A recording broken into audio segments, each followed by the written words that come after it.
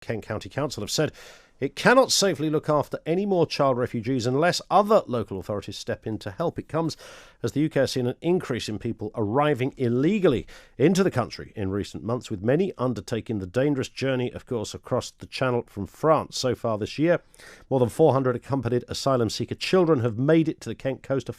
Further 4,000 adults have made the journey successfully this year. Is it now officially a crisis? Rob Bird is leader of the opposition for the Liberal Democrats at Kent County Council. Rob Bird, good afternoon to you. So would you acknowledge this as a crisis? No, it's not a crisis. It's a problem, but it's an eminently manageable problem. The numbers that we are seeing in Kent are too much for Kent County Council to deal with, but if those unaccompanied asylum-seeking children were spread across the country, nobody would notice them, because you're only talking about 2 or 3 for each local authority. How do you not see almost 5,000 people as a crisis? Well, begging your pardon, the numbers that we get coming to the UK are very small compared with those appearing in European countries. Oh, I'm sure, yes, I don't dispute that. France and Germany are dealing with about 5 times as many applications for asylum as the UK. Places like Malta and Greece have huge numbers of asylum seekers coming onto their shores. So let's look at this reasonably and sensibly. It is a problem. It's a problem which we can manage. But it is not a crisis. The numbers in percentage terms are minimal. Right. 5,000 is a lot of people, though. You'd acknowledge that. 5,000, yes, but we are a nation of something like 60 million. Yes, but 5,000 is quite a lot to cross one waterway in 8 months. 5,000 is quite a lot, but it could be managed. But it's not a crisis. It's not a crisis. Okay. No. In terms of Kent County Council's predicament here, so do you share Roger Goff's concerns then when he highlights the fact that essentially you've run out of money to be able to assist child migrants?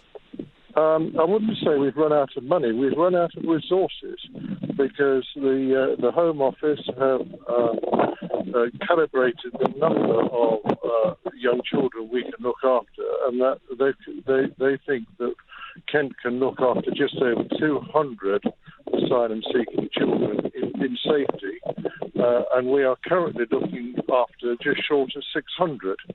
Added to which, we've got nearly 1,000 young persons who are deemed to be care leavers. They are between the ages of 18 and 25, who are still the responsibility of the county council. So when I talk about resources, I'm talking about accommodation, I'm talking about facilities, school places, and most important of all, specialist care workers who can help these young people either establish their lives here or deal with their applications for asylum or whatever is appropriate. As far as you know, Rob, what is the reason that and I am aware of this, but I've never quite understood why it is a council's responsibility to look after a child until they're 25. To many people, that seems quite high of an age in order to still retain a sort of child status. Well, that is the legal requirements placed on KCC. I get that. Okay. I can't answer your question, but I can assure you that is a legal requirement of KCC, and I think it's 970 odd care leavers who we are currently responsible for. In terms of, and I appreciate this isn't your responsibility, but as far as you're aware, as a local politician on Kent County Council, what happens to all the other people that arrive here on a daily basis once you pitch up in Dover? Where do you go? They are the responsibility of the Home Office, and the Home Office have reception centres all over the country, and they are spread all over the country under the remit of the Home Office. They do not fall under the responsibility of an individual council. the weather, of course, is slightly changeable this week, but we know that these crossings do increase, Rob Bird, when the weather is good. It would be reasonable to say that before we get to the end of the year, we are going to see many more people try to make that journey. I think that's highly likely. We're told that there are still a large number of people on the French coast looking to come to the UK, and I'm sure that whilst there are criminal gangs who are there to take their money and put them in some sort of flimsy craft that may or may not get them across here to the UK safely, they will take their chances and make that journey. What do the Liberal Democrats think should be done about it? Well, I don't have all the answers, but I do feel that we need to all Western nations need to address the crisis of migration at its source and understand the reasons why people want to leave Sudan, Somalia, Iraq, Afghanistan. There are extreme circumstances, and these young people are looking for a better life, and I'm sure you and I would do exactly the same if we were in their position. Rob, thank you. Rob Bird, leader of the opposition for the Lib Dems at Kent County Council. Let's speak with Sir Gerald Howarth, former Minister for International Security, former Conservative MP, of course. Sir Gerald, good afternoon to you. I understand you were in contact with the Home Secretary just this very morning. What can you tell us about the latest position on the migrant crossings? Good afternoon.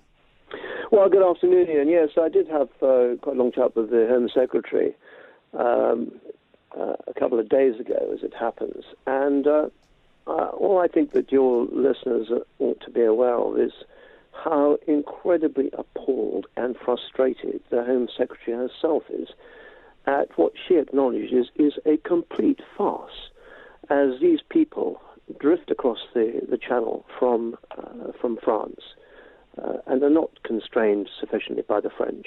And when they get to the United Kingdom, they're then given sort of five-star hospitality. And she is working absolutely flat out to try and deal with this. But it is a very complex problem, and it is not as easy to resolve as many ordinary people out there think it is. Oh, you just turn these boats back and send them back to France. You can't do that because of the various conventions, of the Saving of Life at Sea Convention. But the fact is that these crossings are run by illegal gangs. They're run by criminals.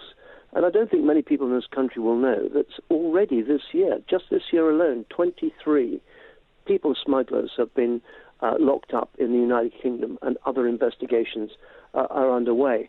But it's not just the Saving Life at Sea. It's the 1951 Convention on Refugees. It is wholly out of date. In 1951, people couldn't travel the way that they can travel today. News didn't travel as it does today. We face a completely different situation. But you can't. The Home Secretary can't change that convention. She can't change the asylum laws overnight. And she also faces this problem of judicial activism, where you have these endless legal firms acting on behalf of asylum seekers, just inundating the Home Office with these claims for asylum. And actually, as that fellow Rob Bird, who I thought actually probably lives on another planet, but as a Liberal Democrat, that's understandable. But he did say that we need to understand why people want to leave. They're looking for a better life. Well, we are a small kingdom. We have a far higher population density than Germany or France. We are a small, we're not 60 million people, Mr. Bird. We're 65 million people. We were 60 million people, but we have taken in millions of people over the last 15 or 20 years. And we simply cannot cope. We're required to build more houses. So, Gerald, you brilliantly articulate the problems, but of course there's lots of Conservative voters who are looking at this now and thinking, OK, we thought Priti Patel would be the person to sort this. People are getting impatient. They want a change. You are absolutely right. And indeed, my former constituents in Aldershot have been expressing precisely these concerns, which is why one of the reasons I spoke to the Home Secretary the other day, and of course she has explained the myriad myriad of things that she is doing, but the constraints under which she is Home Secretary is operating.